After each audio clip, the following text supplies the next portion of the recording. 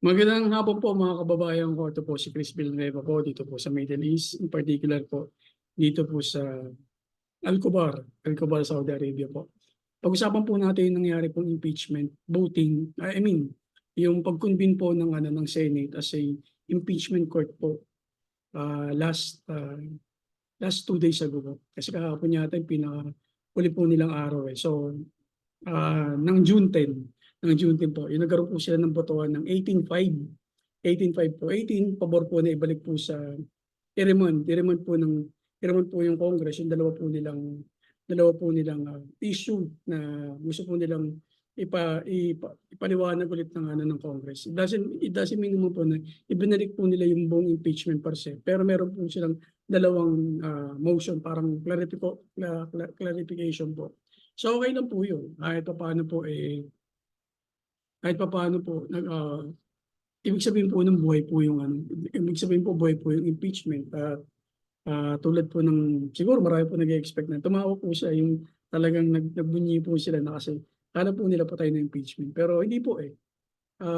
Kasi kung patay po impeachment dapat hindi po pinadalan po ng order po ang ating BP na sagutin po niya yung allegation po about the impeachment complaint po yata yun. Sinamon po yung ating BP tungkol po sa impeachment complaint against her. At the same time, pag after 10 days nasagot po ng BP yun, sasagutin naman po yun ng ng Congress after 5 days po. So most likely po talaga hindi po talaga matatapos po ng within this month po. So talagang tatawid po yung impeachment complaint o impeachment trial o impeachment complaint sa susunod pong Congress, which is 20th Congress po. Dito na po papasok yung mga bago po natin mga senador. Kabilang na po dyan ang ating isa sa mga veterano po na attorney si Camar Coleta po. I think sa limang pumasok na pro Duterte block, si Camar Coleta lang po yung talagang attorney po. Yung talagang medyo pagkakatiwalaan mo po, medyo maniniwala ka kasi attorney. Compare po doon sa apat, si Amy, si Bato, si Robin, tsaka si Bongo. So, medyo ka pa doon, medyo layo ka pa kasi hindi ka naman maniniwala doon sa mga sinasabi nila kasi most likely although pinalilibutan po sila ng mga lawyers pero hindi po nila kaya ipaliwanag yun kung ano po yung sinasabi po nila per se. Anyways, actually matuturing ko po yung na strike 3 para po sa mga pro-impeachment kasi una napanood pa po nila si Senate President Cheese bilang presiding officer. Pangalawa po, napanagpa po nila ang mga senates po natin bilang impeachment court. Pangatlo, yung sa motion o yung privilege speech po sana ni Bato na ipapadismiss po niya yung impeachment case na-amend yung yung motion po niya o yung motion po niya na instead na i-dismiss, amended po siya sa pagpapaliwanag po ni Senator Cayetano. Remand, ibalik po kasi may mga konting po silang mga katanungan tulad po sinabi ko po sa inyo. Parang confirmation po doon po sa pag-file po nila ng impeachment, which is much better kaysa naman po sa ma-dismiss po yung impeachment, di ba po ba? Sinugundaan po yun ni Bongo kung ano na po pinaliwanag niya tungkol po basta yung mga paliwanag po niya na tingin ko pag siya naman po nagpaliwanag hindi niya binasa yun kung papaliwanag po siya na hindi niya po titignan yung audit po, malamang baka hindi po niya mapaliwanag po yun kasi very scripted po. Parang galing naman po din sa mga legal advisor niya, syempre kahit po ng mga senador po yan, kahit hindi po mga nakapag-aaral, hindi nakatapos po ng mga pag-aaral po yan, tulad po ni Senator Amy. Kung nakapag-aaral naman po si Robby, syempre, bigyan mo po ng English po na speech po yan, o yung privilege speech na ginawa po ng mga political advisor po nila. Legal advisor po nila sa senator po. Mga legal advisor din po yun, mga legal researcher. For sure, di po niya mapapaliwanag po yun kung di po siya tutulungan. Nangyari na po yun ng panahon ni Pacquiao, nakita po natin yun.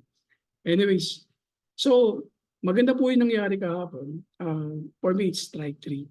Hindi po yun kawalan po para sa mga pro-impeachment. Although, syempre, nag-react po yung mga pro-impeachment kasi nga po, very first time po sa nangyari po sa mga nagdaang impeachment na naibalik po sa Congress o meron na tawag po silang remand na imbis na nasagot po during the impeachment trial per se o pagsisimula ng impeachment trial, naibalik. So okay lang po yun sa akin kasi tingin ko, nakaraan, kung natatandaan niyo po yung sinabi ko, okay lang yun kasi tingin ko naman, since nag-convene na po sila as impeachment court, karapatan na po nila yun para ibalik po yun sa prosecutor.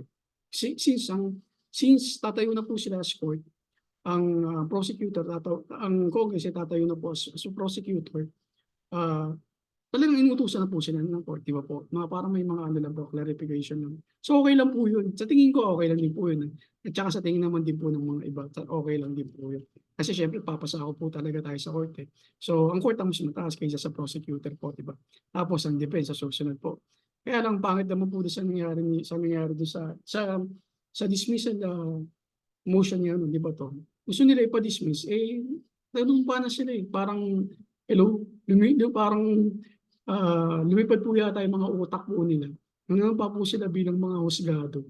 Hindi po nila pwedeng pa-dismiss yung kaso kasi hindi naman po sila yung complainant. Dapat po yung complainant o defense po yung papadismiss. Kasi yun ang nirereklamo eh. Ibig sabihin, parang kasi kahapon na boss po, parang sila po yung mga defense lawyer ni VP Sara, ni Vice Presidente.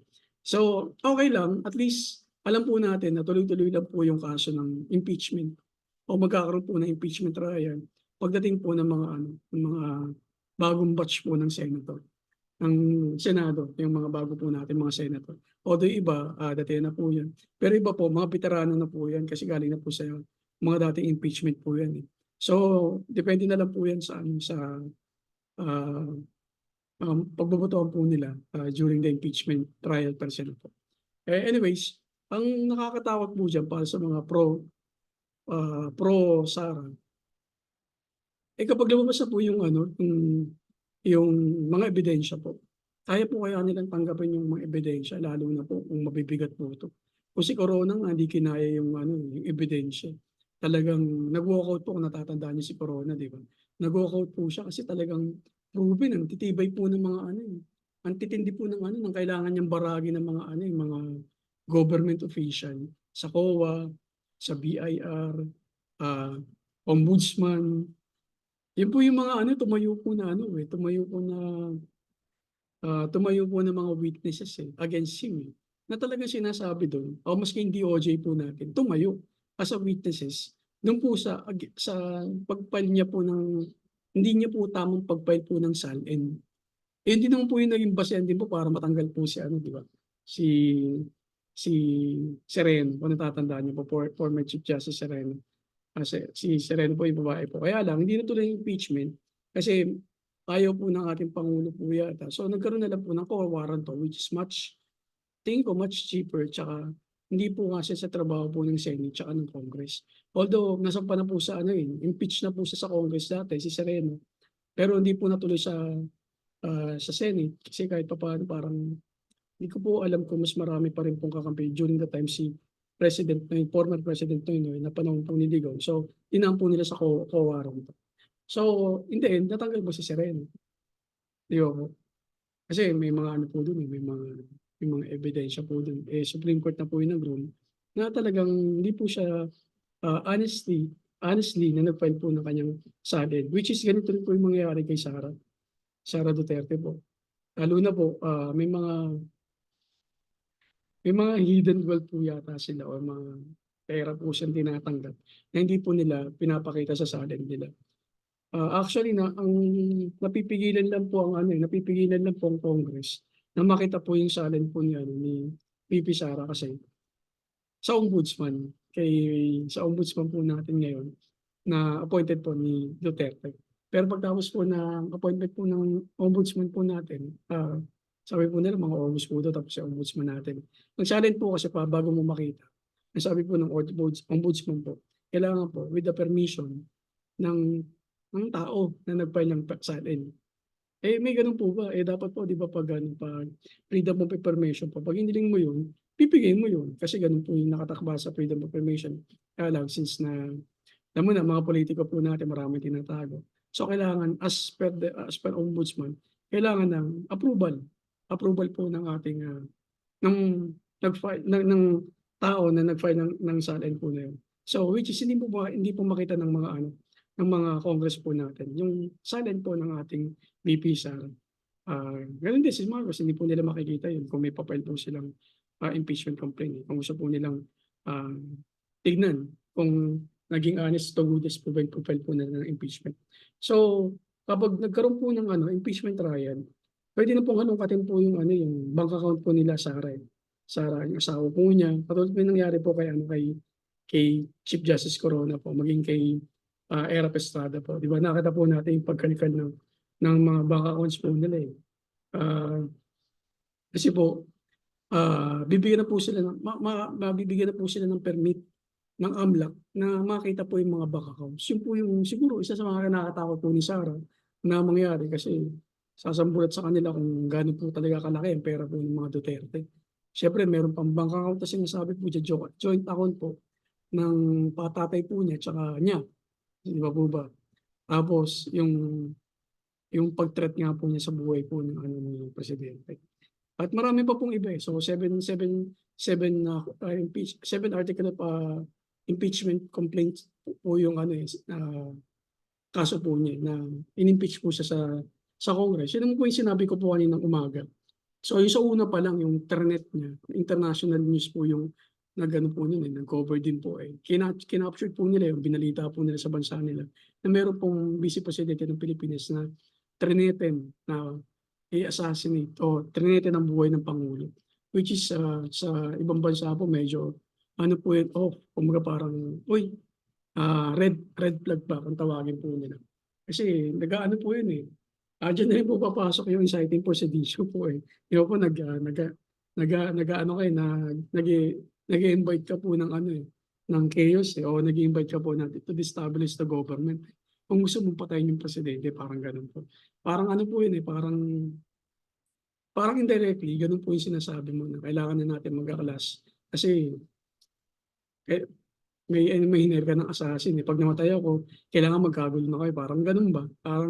Parang gano'n na po siguro yung mangyayari, magkakagulo po sa Pilipinas. So, parang yun po indirectly na pan-trigger po ni Sarah. So, siguro gano'n po yung ano,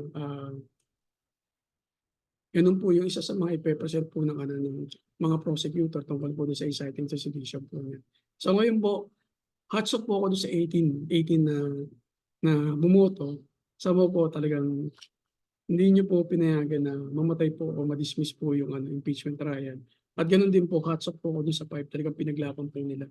Napakagaling po ni Risa Ontiveros po sa panahon po ngayon. Hindi ko inaakala na ganun po katalino si Risa Ontiveros at gano'n din naman po si Coco Pimentel. Kaya lang kasi may yung masungit po kasi si Coco Pimentel at siya medyo parang parang ano, parang, ah, kalaban ng dating palagi. So parang na yung connotation po sa kanya, sa una hindi naging maganda, pero kung recently po na 'to marami po tayong natutunan po sa kanya tungkol po sa batas, eh. Gano'n din po yung teacher po natin sa Senate si Grace po, teacher po kasi siya, 'di ba po. Ang galing po niya, ang galing po talaga niya magpaliwanag at gano'n din po si Gatchalian po, talagang by the Constitution po siya. Kaya yung nangyari po sa kanila kahapon, kaya pinaglaban din po talaga nila na hindi na kailangan na i-remand sa Congress kasi nga by the book nga po sila. By the book, by the Constitution po sila. Kung anong nakalagay dun sa Constitution, kung wala nun dapat hindi po dapat lumalagpas po sa ganun po. Kaya tulad nga po ng sinabi ko po ng mga nakaraan at kahit naman sinabi po ng iba pong mga iba pong mga legal luminaries po natin, kanya-kanya pong interpretasyon po yan, eh. Sabi naman po ng former Supreme Court Justice po natin, karapatan po ng ano yun, ng Senate, as a court na ibigay po yun sa Congress kung meron po siyang katanungan kasi court na nga po sila, eh. Pero somehow po magaling po yung pagkakagawa po nila kahapon. Akala po ng mga DTS, nagtagumpay po sila pero hindi po. tuloy po yung impeachment trial. At tuloy po kung paano po natin makikita kung paano po nag-abuse ng power ng ating VP Presidente. Hindi lang po namin alam kung paano po yung magiging damdamin po niyo kapag nalumabas na po yung mga evidences against kay VP Sara. Kahit na matibay po ebidensya tulad po ng kay Era, hindi niyo po matanggap. Kasi nga syempre masyadong naging panatiko na po kasi po tayo. Dapat iwasan po natin yung ganun. Ako po, wala po ako masyadong binabanggit kay Bongbong Marcos. Kasi wala naman po akong wala po akong masabi pa eh. Kung meron po siyang kung meron po mga complaint against him, na matibay po yung ebidensya at ganito po siya kapalpak, syempre po, di ba, katulad niya ni si VP Sara po, na harap-harapan po niyang tinutulog sa yung gobyerno, tapos sa kanya rin po pumuputok. I mean, di ba, you're part of the government and then you're not helping the government. Parang ganun po ba? Parang weird. Parang weird po yung nangyayari. So kung meron pong complaint sa ating presidente, tapos ganun din po kabigat tulad ng ginagawa po ng Vice Presidente, yung pinagbantaan po niya, buhay ni Duterte o ni VP Sara, parang ganun. Ganun din po yung gagawin po natin. Siyempre, kailangan po fair and square po tayo pagdating po sa politics para hindi naman po tayo napapagbintangan na pro-BBM o pro Sara po, di ba? Dapat po lagi pro-Philippines po tayo. Bilang ordinaryong mamamayan po na OFW tulad ko po, mayroon po tayong mga boses na kailangan po natin iparating sa ating mga leader na hindi po sila dapat palagpasin pag mayroon po silang abusive sa power po nila. Kasi hinalal po natin sila bilang mga leader po natin. Pero hindi ibig sabihin, magbubulag-bulagan po tayo pag meron po silang mali. Dapat po panagutin po natin sila. Hindi po ito kampi-kampi, kanya-kanya. Kasi may kanya-kanya po tayong mga manok sa politika. Hindi po dapat ganun. Kasi ang pinag-uusapan po nito, corruption at accountability ng isang leader. Para pag may sumunod na tumakbo na leader ng bansa, lalo na matataas, meron po silang accountability, meron po silang abuse of power po nila. Hindi po yung nagtitengang kawali lang po tayo kung meron po silang mga abusive, mali po yun. Kasi hindi po natin makokorek o hindi po natin mapapanood po yung mga kasalanan po nila kung tatahimik lang po tayo.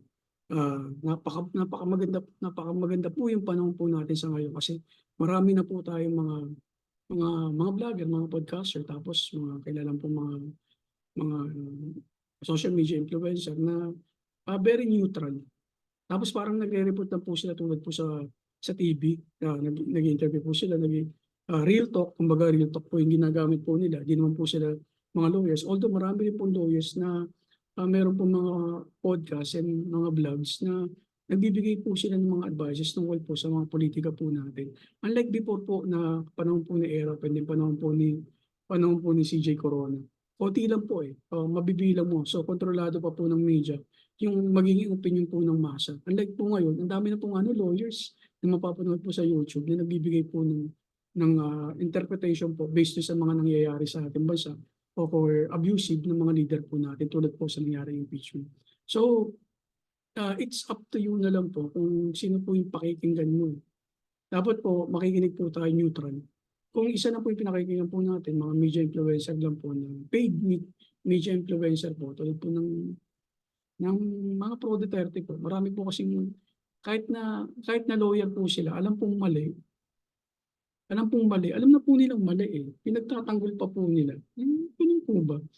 Tulad po ng pagsampa po ng impeachment. Ano po bang masama kung pasampahan po ng impeachment si Sara Duterte?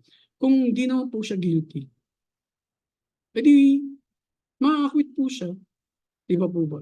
Kung guilty siya, syempre convict siya. So kailangan muna natin palabasin po yung ebidensya. Kung sabi nga po nila, marami po silang bilang sa Senado. Kumbaga parang almost majority na po, kaya na po ma-acquit si VP Sara. Kung ganun po pala, ma-acquit po si VP Sara. Kung ganun nga po pala, bakit kailangan pa po nila i-dismiss ang impeachment case? Di po ba? Parang may kinakatakot po sila na ayaw po nilang mabunyag. Yun po yung nagiging interpretasyon po ng mga neutral at saka yung mga pro-impeachment. Bakit kailangan mong pigilan kung wala ka namang ginagawang masama, di ba po? Kasi the mere fact na pinipigilan mo yan, the mere fact na ayaw mong pagsalita, i-present ang mga ebidensya during the impeachment trial, the, mo- the, the more na mako-curious po yung tao. Ano yung tinatago natin? Tulad po yung nangyari doon sa envelope kay Estrada. Diba po? Na-curious yung tao, ayaw yung bigyan. Tapos later on din po pala, bubuksan din niya po. Ito, it's too late. Napatanggal na po si Erap Estrada po. No? Ay ganun din po, yung lumabas po yung AMLAC report po. O AMLAC report sa bank account po ni CJ Coron. Hindi po yung nangyari. So talagang mananaig pa rin po during the impeachment trial yung ebidensya per se. Kung ayaw niyo pong palabas yung ebidensya, may tinatago po kayo, di ba po? Ano lang naman po yun. Wala po kayong tinatago. Kaya huwag kayong matakot. Kung may tinatago kayo, matakot kayo. At saka isa pa, kung hindi man po, kung makakwit naman po si Sara, di okay po, di ba? Antayin na lang po yung antayin na lang po yung pagtapos po ng kanyang term bilang vice presidente, saka po siya pwedeng kasuhan in the lower court. Although may kaso na po, kaya lang, hindi pa po gagala yun dahil may immunity pa po siya sa vice president. Unless of course, hindi ko po alam kung paano magiging galaw po nila Nicolas Torre po kapag lumabas na po yung warrant of arrest po ni PP Sara. Lalo na po kay Bato. Syempre si Bato po ano po yan. Sabi ko nga po sa mga previous vlog ko, ano po yan architect ko pa po yan ng Oplan Tokhang tsaka yung Oplan double barrel reloaded. So most likely po talaga ang unang-una po talaga ani po si Bato. Sa presidente naman po natin kung bakit wala masyadong may nabasa po kasi ko na gusto po natin maging accountable si VP Sara and yet yung mga nasusulan po o nasusulan po sa Congress ng 150 million or something na mga kongreso para magkaroon para ipasa po yung impeachment case ni VP Sara, impeachment complaint ni VP Sara, yung 150 million po mananatili pa rin po yung speculation o accusation hanggat hindi po lumalabas yung ebidensya. Di ba po? Ito po meron na pong ebidensya na nasa Congress lang, hindi pa naman na-represent yung MVP Sara. Yung accusation po o yung yung accusation nga po na sinasabi na 150 million na pinambayad sa mga congressmen, yan po accusation lang. Wala pa pong ebidensya. Unless magkaroon po kayong ebidensya, ang magagawa nyo lang po dyan, huwag na po siyang iboto yung mga congressmen sa susunod na taon kasi hindi naman po sila impeachable.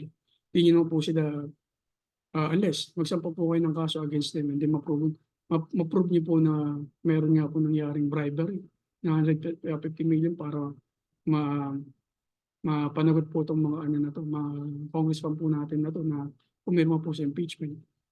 Tapos ma-prove po ng ombudsman, ma-prove po ng Sandigan Bayan. Magkakaroon nga po ng mauubos yung Congress natin. Although, okay din po yun para at least malinis po natin yung Congress po natin. Just in case po na culprit nga po sila, na nabayaran po sila para lang masampa yung impeachment complaint against VP Sara. Pero kung wala, the speculation lang po yun, tsaka mga lang po yun. Speculation, tsaka pagbibintang lang po yun ng mga, again, sa impeachment kay VP Sara. Pero anyway po, congratulations po sa Senate. Napakaganda po ng pinakita po ninyong mga debate. Although iba, mga walang sense po yung debate, lalo na po si Amy Marcos. Natulingan pong nag-aral po ng law pero hindi nakatapos. Hindi po nakatapos. Ang yabang po magsalita. Anyways, ganun po talaga. Mas matimbang po sa kanyang kaibigan kaysa sa pamilya. May ganun po talaga. Kaysa sa pamilya po, mas gusto po nila yung kaibigan kaysa sa pamilya po nila. Lalo na po sa kapatid po nila. Wala po tayong magagawa po. Sige, yun lamang po. Magdi-dinner na po yata ako. Tinawag na po ako namin kasama sa bahay. Salamat po. Peace.